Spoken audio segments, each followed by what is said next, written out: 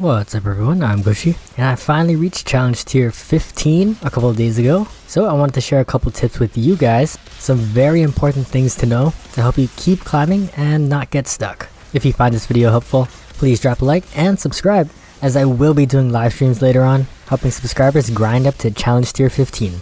So with that, let's get started.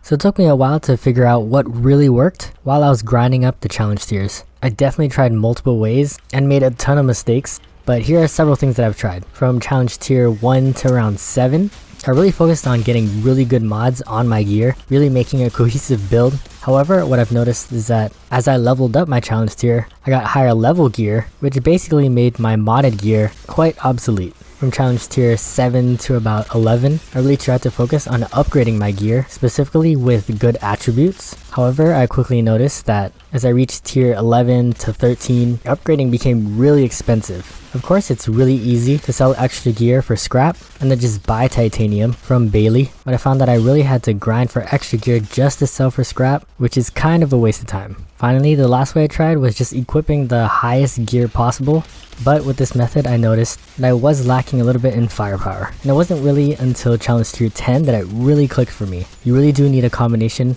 of all these methods, but to really understand why, let's go into some of the problems that I ran into while coming up with this method. There's basically two problems that you run into and make you get stuck in a challenge tier, and that is either dying a lot or not doing enough damage. And there are two main stats that contribute to these problems: armor and firepower. As we progress through the challenge tiers, a higher challenge tier gives higher level gear. With higher level gear, it gives you higher base stats. So the first thing that you should prioritize is getting every single piece of gear up to your current challenge tier drop level. You can find this out by starting up an expedition and then looking at each of the challenge tiers. Each challenge tier drops specific level gear. Keep in mind that this is different than your max crafting level, which is around 1 or 2 levels above the challenge tier drop level. More on this later. So to prioritize higher level gear, you always want to be doing the highest possible challenge tier available.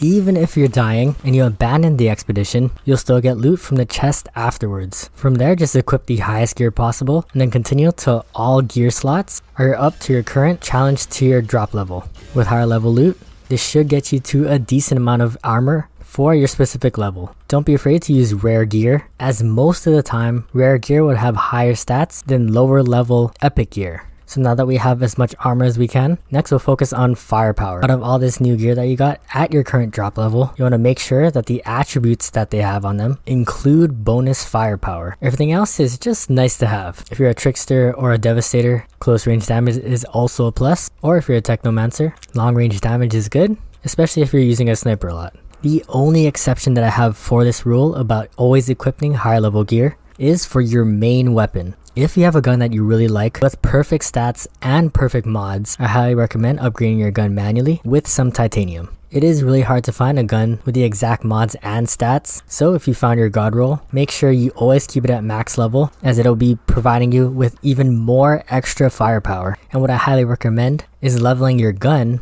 past the challenge tier level and up to your highest crafting level. I don't know exactly when this happened. I found this out around challenge tier 10, but I wanted to emphasize this again, that you can upgrade your gear higher within the crafting menu.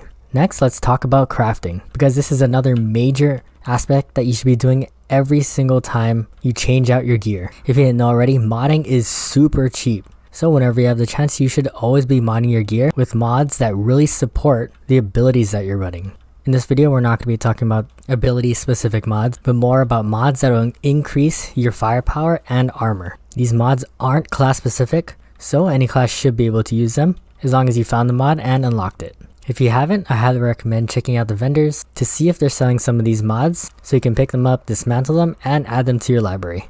Keep in mind that the vendor inventory refreshes every 30 minutes to an hour, so you can frequently check back in to see if they have the mod that you want. And since you'll be changing out gear pretty frequently, you really want to make a build around 5 main mods. Because we have 5 gear slots and the limitation of only crafting 1 mod onto 1 piece of gear, if we really focus on these 5 mods, we can always use these same mods no matter what level your gear is. And so my preferred method is having 3 pieces of gear focused on defense and 2 focused on DPS. The 3 pieces of defensive gear that I use is Emergency Stance, attain Golem Protective Effect for 4 seconds whenever your health drops below 30 seconds. Golem provides 65% damage resistance, giving you that immediate defense when your health gets low.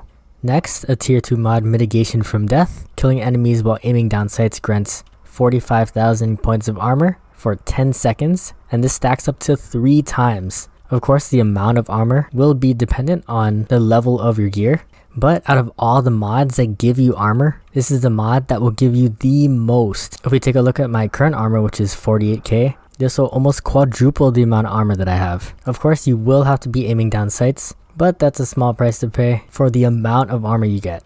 Finally, the last defensive mod that I use is Ice Trap. Whenever your health drops below 30%, freeze is inflicted on enemies within a 10-meter radius. And 10 meters is a large distance. I like using this along with Golem, as it makes it really easy to get shots in on enemies that are frozen and get your health back up. On the offensive side of my mods, this is very ability dependent, so depending on the class you're using, use whatever makes sense for you. In my case, since I'm using the Trickster, I use Radiation Jump to inflict vulnerable on the enemy I teleport behind, and additional mag to have Twisted Rounds have 2 extra magazines just in case I run out of ammo. And so I briefly wanted to go over this just because it's different for each class. If you want to know my full build, I'll definitely be going over it in a later video, which I'll be linking right here, so we could fully understand how to maximize our damage on top of the firepower that we already have.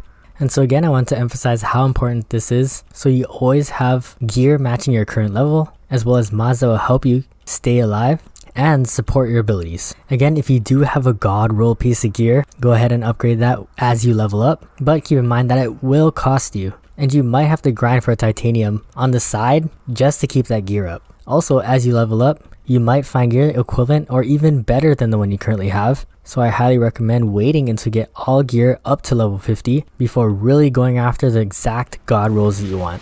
My next tip is to choose an expedition that works best for you. A really popular expedition that everyone likes to run is Chem Plant, because the boss of the 3rd stage is probably one of the easiest and has a nice part that you can skip, making it that much easier. If you want to know how to do that, I made a video on how to do that, which I'll link down below in the description. Finally, my last tip, and probably the most important, which helped me breeze through challenge tier 10 through 15 in a single day, is to play with people.